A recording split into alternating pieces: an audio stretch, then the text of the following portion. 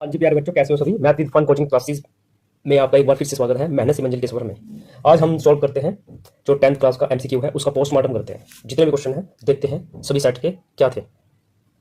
हाँ जी, पहला जो क्वेश्चन दिया गया था वो tan 3 थीटा इक्वल टू √3 दे रखा है और हमने वैल्यू बतानी है थीटा बाई 2 की। ठीक है, तो बहुत ही आसान क्वेश्चन है। आपने सिर्फ इसमें दो वैल्यूज याद रखनी है।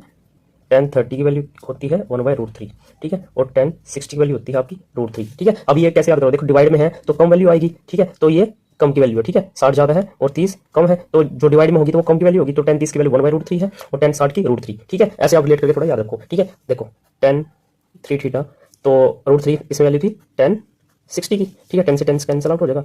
tan 3 theta equal to 60 degree and theta equal to 60 divide में 3, ये कट करेंगे 2 पे।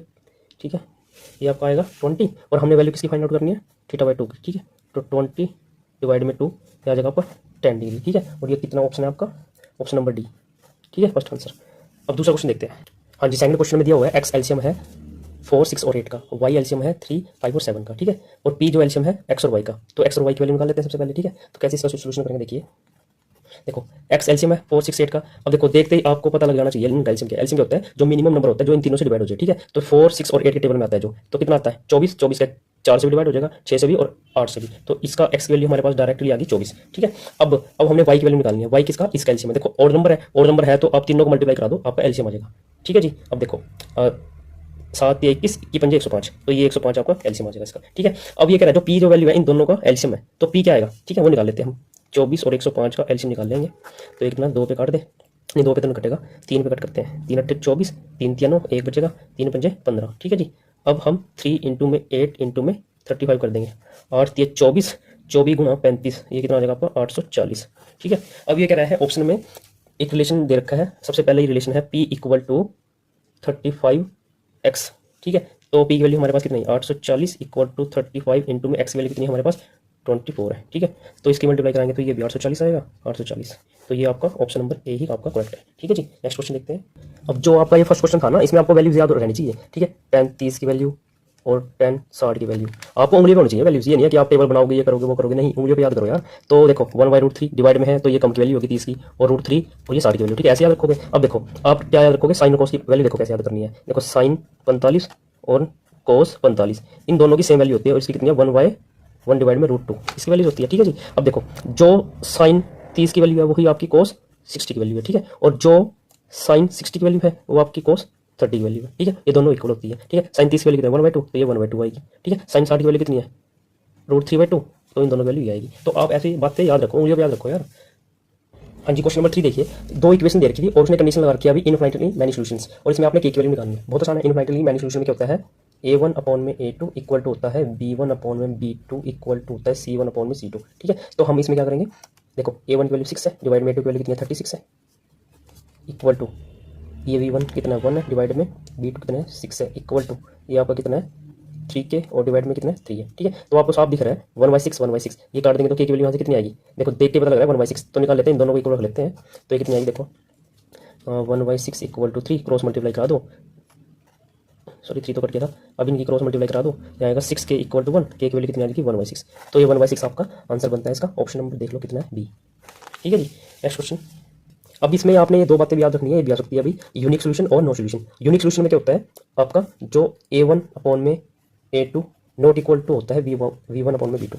ठीक है जी, और नो सोल्यूशन में क्या होता है a1 अपॉन में a2 equal to b1 upon में b2 इक्वल टू नहीं होता c1 अपॉन में c2। ये बातें आपने याद रखनी है, यहाँ से भी क्वेश्चन बनता है आपका। ठीक है जी, नेक्स्ट क्वेश्चन देखते हैं। हाँ जी, नेक्स्ट क्वेश्चन दे रखा है पोलिनोमियल दे रखा है x square minus ax minus b। ठीक है जी, और वैल्यू पूछ रखी है alpha plus beta and alpha into beta. इतने फर्जी क्वेश्चन की पूछ रहे हो यार।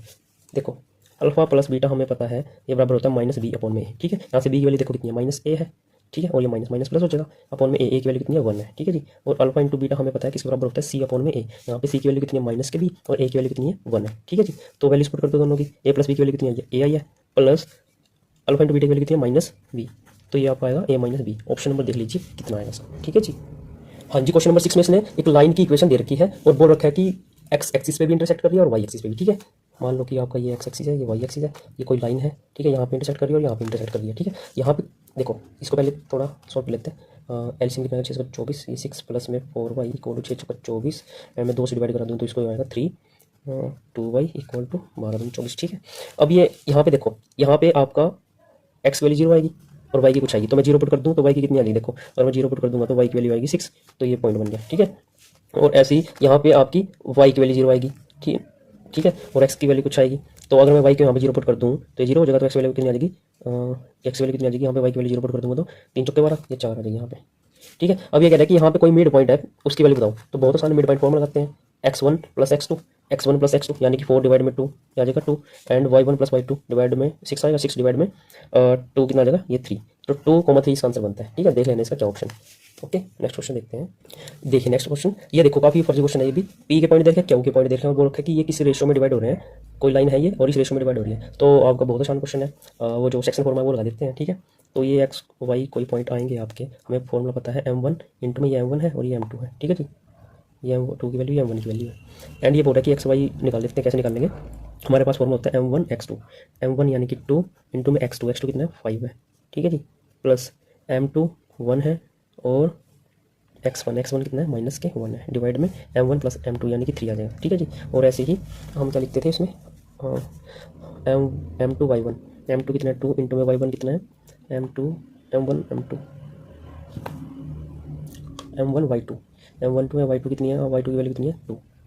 ठीक है, m1 एंड y2 या प्लस m1 कितना है ये, सॉरी m2 1 है इंटू में क्या होता था y1 की वैल्यू कितनी है 5 है, डिवाइड में ये 3। ठीक है, जो x की वैल्यू को हम इसके इक्वल रख देंगे तो आएगा 5 दूनी 10 माइनस 1 डिवाइड में 3, and y equal to 4 plus में 5 डिवाइड में 3, तो ये कितना आएगा 3 3 9 आ जाएगी x की वैल्यू, एंड y की कितनी आ जाएगी 9 3 3 9, ये भी 3 आ जाएगी, तो पॉइंट कितना आएंगे आपके x और y के 3,3 आपका आंसर बनेगा। ठीक है जी, बहुत आसान क्वेश्चन था। हाँ जी, क्वेश्चन नंबर 8 देखो क्या देखा था, इसने एक टेंजेंट दे रखा है दो P A and P B. ठीक है, और पूछ रखा है पी ओ ए की वैल्यू, पी ओ ए यानी कि ये वैल्यू पूछ रखी है कितनी आएगी। ठीक है, बहुत आसान क्वेश्चन है, हमें पता है कि जो टेंजेंट होती है रेडियस के साथ 90 डिग्री एंगल बनाती है। ठीक है, एंड ये जो लाइन है ये हमने पी से और ये ओ को जो मिलाया ये इसको डिवाइड कर देगा, ये 40 ये 40 हो जाएगा। तो देखो ट्रायंगल की प्रॉपर्टी लगाते हैं, 90 प्लस 40 130, और ये कितना आ जाएगा 50 आ जाएगा। बहुत आसान क्वेश्चन है, फर्जी क्वेश्चन क्यों है यार, इतने फर्जी क्वेश्चन पूछ रहे हैं। नेक्स्ट क्वेश्चन देखते हैं, क्वेश्चन नंबर 9। हाँ जी, क्वेश्चन नंबर 9 में देखो क्या लिखा है, cot theta plus tan theta equal to पूछ रहा है किसके आएगा। ठीक है, तो हमें बताया कि कोट थीटा को हम लिख सकते हैं कोस थीटा डिवाइड में साइन थीटा, प्लस इसको हम लिख सकते हैं साइन थीटा डिवाइड में कोस थीटा। ठीक है, एलसीएम कितना आएगा साइन थीटा कोस थीटा। ठीक है, ये साइन कोस स्क्वायर हो जाएगा, ये साइन स्क्वायर हो जाएगा, तो हम ये बनेगा sine square theta plus cos square theta. इसकी वैल्यू हमें पता है 1 होता है 1 अपॉन में साइन थीटा, और ये आ जाएगा कितना कोस थीटा। ठीक है, 1 अपॉन साइन होता है कोस सीकेंट थीटा और 1 अपॉन कोस होता है सीकेंट थीटा, तो ये आप आंसर बनेगा। देख लो इसका क्या ऑप्शन है। ठीक है जी, नेक्स्ट क्वेश्चन देखते हैं। हाँ जी, नेक्स्ट क्वेश्चन में दे रखा है, उसने बोला हुआ है कि जो कोण ई है, ये जो कोण आपका ई है ये वाला इक्वल टू है किसके आर के। ठीक है जी, और जो एंगल आपका दिया हुआ है उसने डी डी क्या इक्वल दे रखा है, ये एंगल इसके इक्वल दे रखा है। ठीक है, तो ऑटोमेटिकली ये इसके इक्वल हो जाएगा।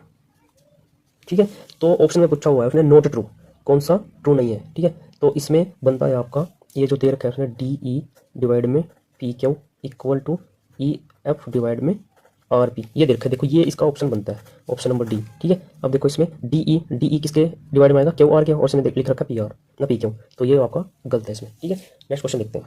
हाँ जी, क्वेश्चन नंबर 11 देखो यार, 3 क्लास का क्वेश्चन पूछ रखा है। ठीक है, क्रॉस मल्टीप्लाई कर दो इसकी, ये 45x इक्वल टू 72 गुना 5 एक्स इक्वल टू कितना आएगा 72 गुना 5 डिवाइड में 45, ये कटेगा 9 पे 9 और 72, तो एक्स वैल्यू 8 आ जाएगी। ठीक है भाई, इसकी मल्टीप्लाई मत करना, काफी बच्चे होते हैं कि इनकी मल्टीप्लाई करा के लिखेंगे फिर डिवाइड करेंगे फिर कट करेंगे, भाई ऐसा पाप लगता है और ये पाप आपके 5 मिनट खा जाएंगे, ऐसी गलती मत करो। हाँ जी, नेक्स्ट क्वेश्चन में देखो वॉल्यूम ऑफ क्यूब का रेशो दे रखा है, तो हमें पता है वॉल्यूम ऑफ क्यूब क्या होता है, ए का क्यूब, एंड ये कैपिटल ए का क्यूब लेट कर लेते हैं। ठीक है, तो ये किसका क्यूब है, साफ पता लग रहा है, ये आपका 2 का क्यूब है, और ये किसका क्यूब है, ये 5 का क्यूब है। ठीक है, तो हमने क्या बताना है उसमें, उसने पूछ रखा है एरिया का।